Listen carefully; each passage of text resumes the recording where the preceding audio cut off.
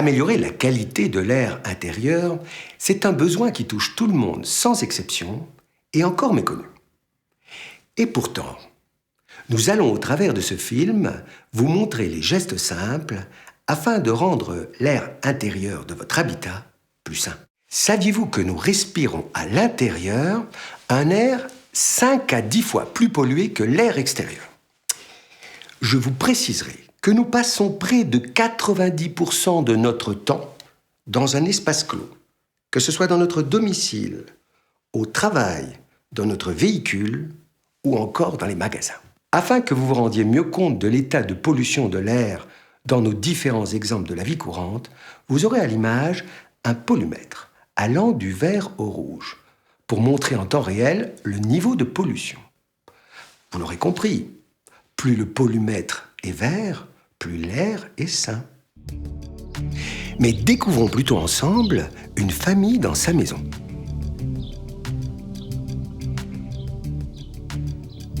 La qualité de l'air à l'intérieur des locaux est fondamentale pour la santé. Nous respirons chacun près de 15 000 litres d'air par jour.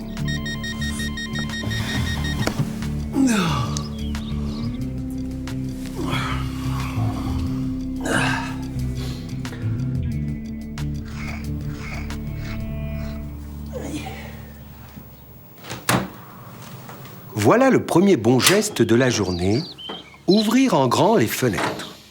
Cela permet de renouveler l'air de la pièce et d'éliminer les polluants accumulés pendant la nuit. Bonjour. Alors, on a bien dormi, mes deux amours?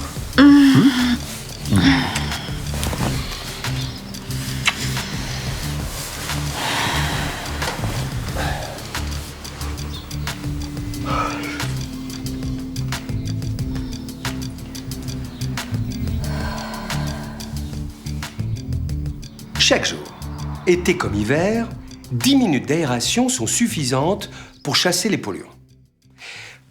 Vous allez me dire, et en hiver, le chauffage. Sachez que les parois qu'il est coûteux de chauffer n'ont pas le temps de refroidir en 10 petites minutes.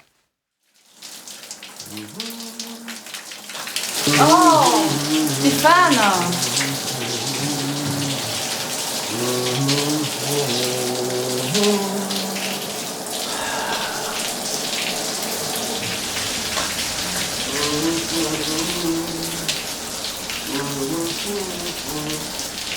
Une atmosphère confinée et humide favorise le développement de moisissures et d'allergènes.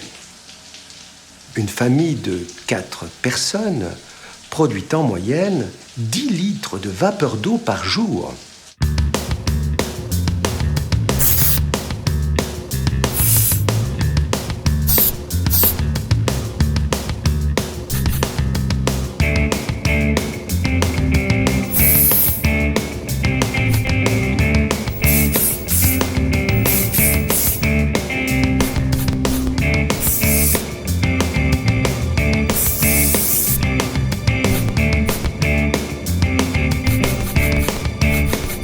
Certains produits chimiques restent en suspension dans l'air.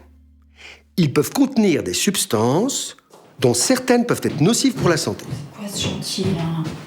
Pour réduire l'humidité et les polluants, une bonne solution, l'aération.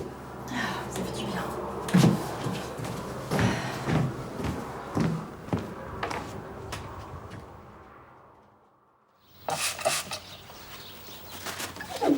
D'une façon générale, l'odorat humain détecte mal les substances chimiques. Pour certaines d'entre elles, lorsqu'on commence à percevoir leur odeur, on peut dépasser de plus de 10 000 fois la valeur seuil d'acceptabilité.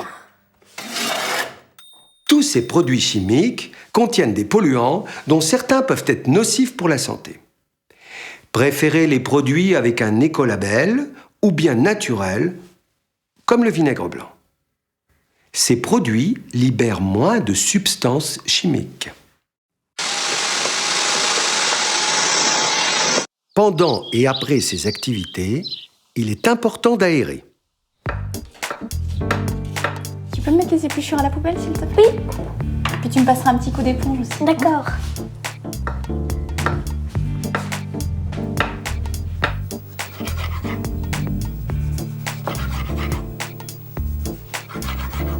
Chloé, j'ai presque fini. Tu peux m'essorer la salade, s'il te plaît? Oui, maman. Tu te laveras les mains aussi avant de passer à table. T'inquiète pas, hein.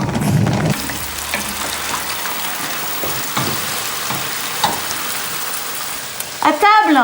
Il ne faut pas hésiter à mettre en fonctionnement la hotte si elle existe ou aérer pour évacuer l'humidité et les résidus de cuisson. Ça sent bon ici. Toute combustion émet des gaz et des particules, quel que soit le combustible. Gaz, bois, fuel. Ouais, j'arrive. Entre autres, le monoxyde de carbone est un gaz invisible, inodore et très toxique.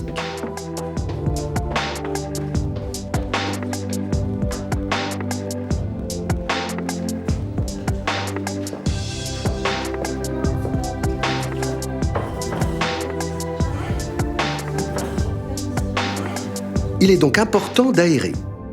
Les appareils, même récents, et leurs conduits d'évacuation doivent être vérifiés tous les ans par un professionnel. C'est une obligation réglementaire. Été comme hiver, laisser une circulation d'air permanente dans les caves, garages et sous-sols permet d'éviter de concentrer des polluants. Autrement, ces polluants, dont certains sont naturels, pourraient diffuser dans les pièces habitées. Chloé, t'as fait tes devoirs? Oui, je les ai faits.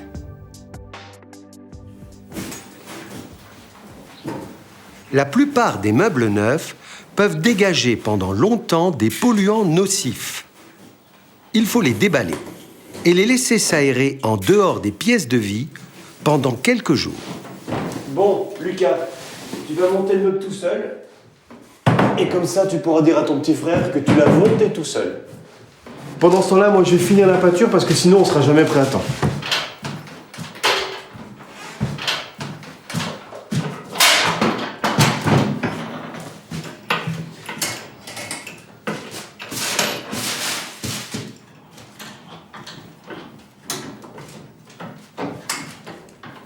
Attention aux produits de bricolage. Ils contiennent des additifs dont certains peuvent être nocifs pour la santé. Alors les bricoleurs, ça avance? Ça va, c'est pas mal, hein? Tu ne devrais pas rester là, mon amour, parce que les odeurs, c'est pas très bon pour toi, ni pour le bébé. Ah oui, ça l'est pour toi et pour notre fils peut-être. C'est pas faux. Tenez, faites-moi plaisir, prenez ces masques. Ça m'ennuierait de les avoir achetés pour rien. Donne.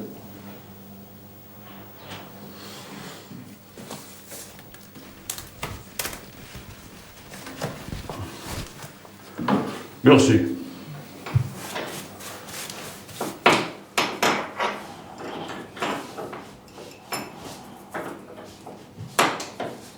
Il est nécessaire de se protéger et d'aérer pendant toute la durée des travaux et pendant plusieurs semaines après. Pour préparer l'arrivée d'un bébé, on refait à neuf la chambre. Il est important de rénover la pièce longtemps à l'avance pour la laisser s'aérer le plus possible.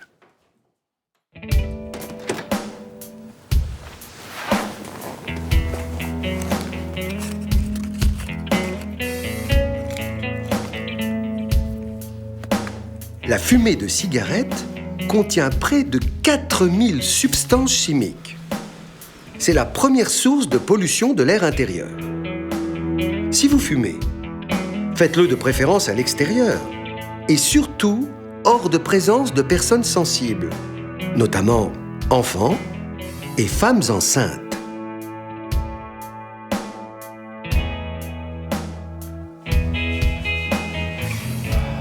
Les bougies parfumées, les bâtons d'encens et les diffuseurs d'ambiance produisent une odeur agréable.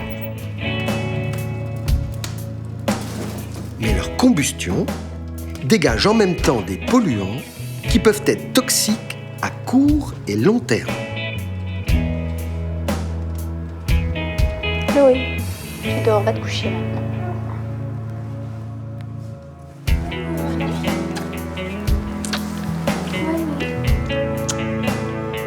Ma puce. Nos comportements, les produits que nous utilisons nos habitudes de vie peuvent affecter la qualité de l'air intérieur.